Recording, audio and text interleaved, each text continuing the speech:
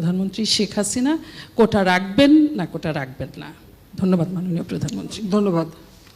ধরুন, একবার তারা এই ধরনের আন্দোলন, শুধু আন্দোলন না, তখন যে সমস্ত ঘটনা তারা ঘটাচ্ছিল, মানে আমেরিকা অফিসে আক্রমণ, সেখানে মানুষের উপর আঘাত করা, কিছু জ্ঞানী গুণী আছে একেবারে ঘরের মধ্যে বসে মিথ্যা অপপ্রচার রেকর্ড করে ছেড়ে দিচ্ছে, এই ধরনের সমস্ত দেখে আমি খুব বিরক্ত হয়ে যাই। এবং তখন এক পর্যায়ে বলি যে ঠিক আছে, কোটা বাদ দিয়ে দিলাম। আমি দেওয়ার উদ্দেশ্যটা ছিল যে আগে দেখো কোটা বাদ দিলে কী অবস্থা হয়। এখন কী অবস্থা হয়েছে, বেশি দূর যাওয়া লাগবে না। এবারেই দেখেন, ফরেন সার্ভিসে মাত্র 2 জন মেয়ে চান্স পেয়েছে, সার্ভিসে মাত্র 4 জন মেয়ে চান্স পেয়েছে। নারীর অধিকারের কথা বলি, সব ধরনের ব্যবস্থা রেখেছি।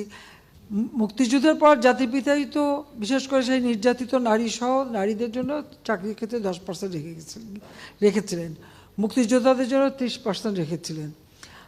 এখানে আমি যখন সরকারে আসি তখন থেকে আমার ছিল যে ঠিক আছে, এই যে 30% যদি পূর্ণ না হয় বা 20%, যে কোটাটা পূর্ণ না হবে সেখানে যারা পরবর্তী থাকবে তালিকায় তাদের ভিতর থেকে সেখানে নিয়োগ দেওয়া হবে। সেটাই কিন্তু আমরা শুরু করে দিয়েছিলাম। তারপরেও যখন আন্দোলন শুরু হলো সব বন্ধ করলাম, কিন্তু বন্ধ করার পর আজকে ফলাফলটা কি দাঁড়াচ্ছে।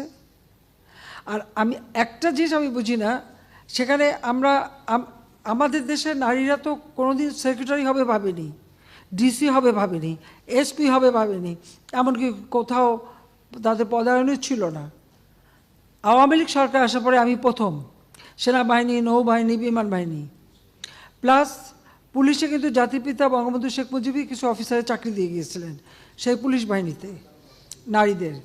প্রশাসনের ক্ষেত্রে প্রথম সচিব কিন্তু আমি করি, এবং প্রথম এসপি, ডিসি, এরপরে একবারে মানে ওসি, সমস্ত জায়গায় যেন নারীদের একটা অবস্থান থাকে সেটা আমরা নিশ্চিত করি। লেখাপড়ার দিক থেকে জাতির পিতাই শুরু করলেন মেয়েদেরকে 8ম শ্রেণী পর্যন্ত প্রথমে অবৈতনিক করে দেওয়া, সেটাকে 12 পর্যন্ত 12 ক্লাস পর্যন্ত অবৈতনিক। পার্লামেন্টে কিন্তু মেয়েদের জন্য আলাদা সিট রেখে দিলেন, সংরক্ষিত আসন, যেন নারী নেতৃত্ব গড়ে ওঠে। নারীদের এই যে সুযোগগুলি আমরা সৃষ্টি করেছি কেন? যাতে করে অর্থনৈতিকভাবে তারা স্বাবলম্বী হতে পারে, নিজের পায়ে দাঁড়াতে পারে নিজেরা।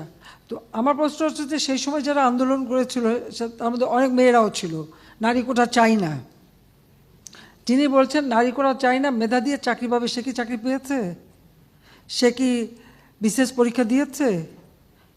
বিশেষ পরীক্ষা কি সে মানে প্রিলিমিনারিতেই সে জায়গা করতে পেরেছে?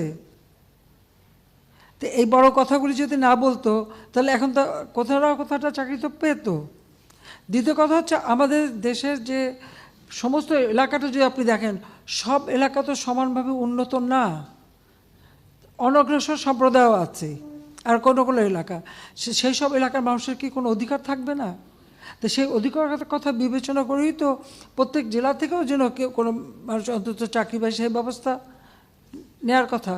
আজকে যদি আপনি বিভিন্ন মানে কোটা বন্ধ করে দেওয়ার পরে যদি হিসাবটা নেন, কোথাও কোথাও দেখা যাচ্ছে যে কোনো কোনো জেলা, 23টা জেলায় একটা লোকও পুলিশের চাকরি পায়নি, বা প্রশাসন বা কোথাও 42 BCS আমরা স্পেশাল মানে পরীক্ষা নিয়ে শুধু ডাক্তার নিয়োগ দিয়েছিলাম। এখানে মেডিকেল সেক্টরে আমি মেয়েদের সংখ্যাটা বেশি দেখি, কিন্তু অন্যান্য ক্ষেত্রে যদি আমরা দেখি সেখানে তো সবসময় পিছিয়ে থাকা। তো লাভটা কী হলো? মুক্তিযোদ্ধারা খুব ধরলো, তারা মামলা করলো। যখন মামলা করার পরে কোর্ট, উচ্চ আদালত কোনো রায় দেয় বা কোর্টের যখন কোনো রায় হয়, সাধারণত সেই রায়ের বিরুদ্ধে এক্সিকিউটিভ অথরিটির এখন এই মুহূর্তে তো আমাদের কিছু করার নেই, কারণ কোর্টেই সমাধান করতে হবে।